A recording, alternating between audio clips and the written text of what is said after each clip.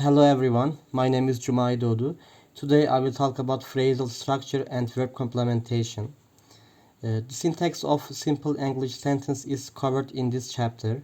It starts with a brief summary of generative grammar, explaining what a syntactic constitutes is, and going over the many relationships of dependency that exist between constituents elements. Then the grammar of English phrase structure covers the remaining portions of the chapter. The distinctions between the subjects and the predicate is examined after an introduction to formalism and phrase constructions rules. Afterwards, I will the internal structure of the prepositions, adjective, adverb, and noun phrases I will examine. In the end, a variety of grammatical rules are discovered, and the complement structure present in the verb phrase are addressed, and a word type classifications I will produce. This is my outline. During this video, I will talk about introduction to generative grammar, constitutes a phrase structure grammar of English, and review of phrasal structure rules. Let's talk about firstly introduction to generative grammar. Generative grammar is an approach to linguistics that aims to describe the structure of sentence in a language through a set of rules or principle that generates grammatically acceptable sentence. It was notably developed by linguist Noam Chomsky in the middle of the 20th century. This theory actually proposed that there exists an innate universal grammar within the human mind and allowing speakers to generate an infinite number of grammatical correct sentences using a finite set of rules. In other words, generative grammar focuses on constituents, proper subparts of sentence, and surpasses the limitations of immediate constituent analysis. The key focus of generative grammar is on the underlying structure and rules that govern the formation of sentences rather than just observing surface level patterns. This approach actually uses formal frameworks such as phrase structure rules and transformational rules to model the hierarchical and recursive nature of language. Constitutes constitutes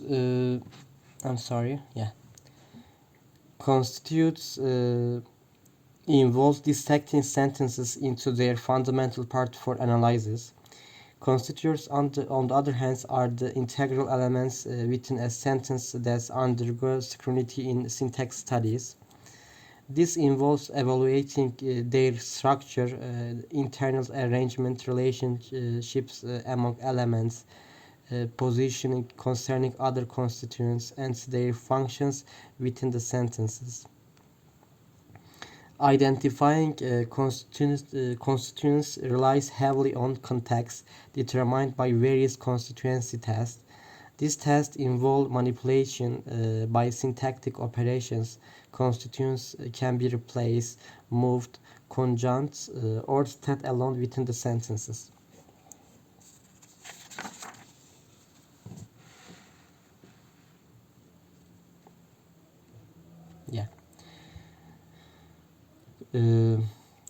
Constituents demonstrate two fundamental relationships, modifier heads and governor complements.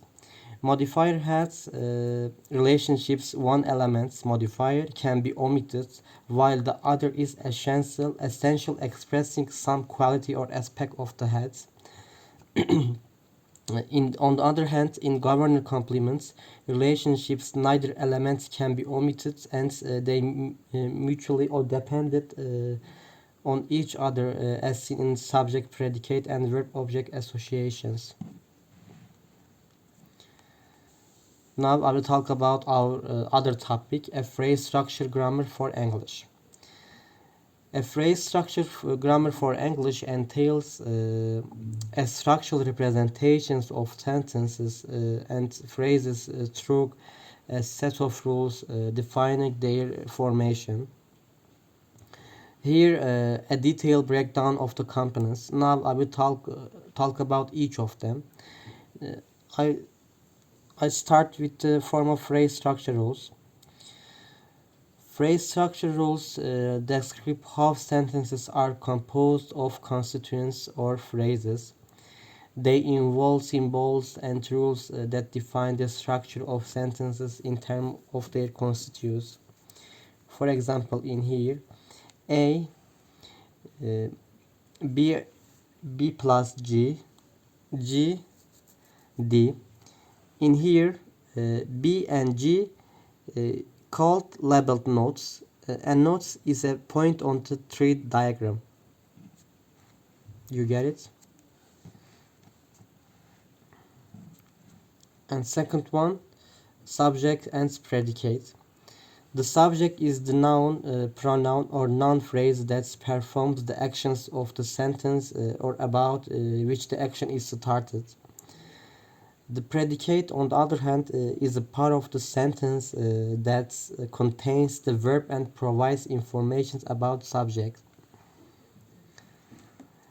We can formalize the recognitions of the subject and predicate as key elements in the sentences in the following phrase structure rules. Sentences, noun phrase artı verb phrase. Türkçe anlamıyla yani cümlemiz isim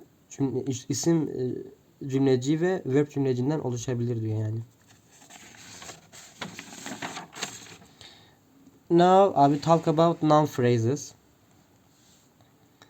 A noun phrases consist of a noun and other words that's modified or complement it. It functions as a subject, object, or complement in a sentences. For example, in here I have give example. Dogs, noun. The dogs determine noun. The large dog determine adjective noun. The loudly barking dog determine adjective phrase and noun. The dog in the yard determined noun prepositional phrase. In noun phrase, I give information about modifier. A modifier is a word, phrase, or a clause that provides extra information about a particular word. It functions as either adjective or adverbs. Specifier, on the other hand, ensures sentences are more informative and expressive by providing additional details about the nouns, verbs, adjectives, or adverbs they modify. N bar. Let's talk about N bar. This is really important. N bar consists of a noun and its modifiers, but not its specifiers. Our rule for N bar is involves determiner, phrasal noun, and pronoun.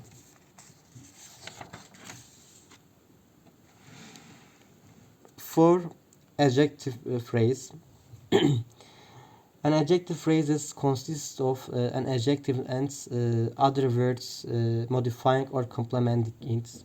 It modifies a noun or a pronoun in a sentences.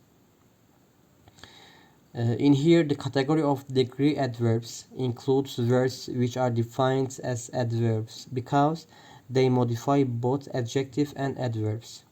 In here, we can see that degree involve more, most, less, very, rather, quite, pretty, absolutely, and etc.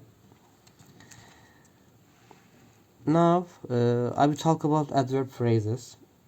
An adverb phrases includes an adverb and other elements that modify it.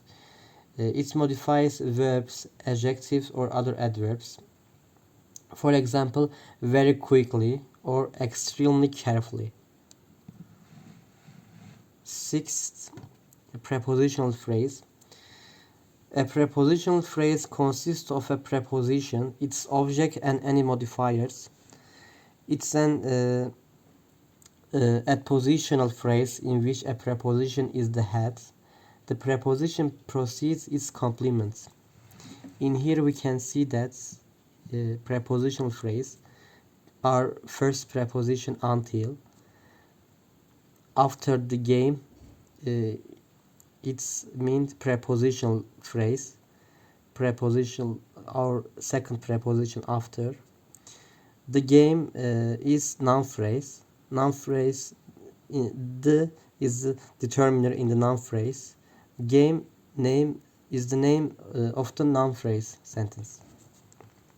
Did you understand? Okay. Let's talk about conjunction. A conjunction is a word that connects phrases, clauses, or sentences. It can be coordinating, for example, and, but, or subordinating, for example, because and although. Verb phrases. A verb phrase includes the main verb along with its complements and modifiers. It can function as the predicate of a sentences.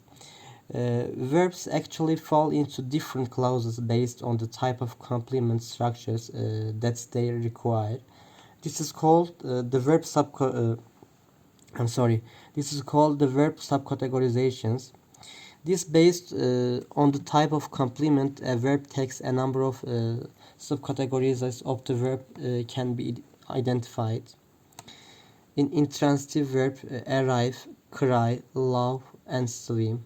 Transitive verb, we can give example, hit, eat, kill, or tie. The transitive verb, give, send, tell, lend, buy, offer, or show. Copulative verb, became, see, appear, feel, be, grow, or look. In complex transitive verb, we have no example in here. F, a prepositional verb, insist on, stand up. D, prepositional verb, lastly, confer, talk, and consult.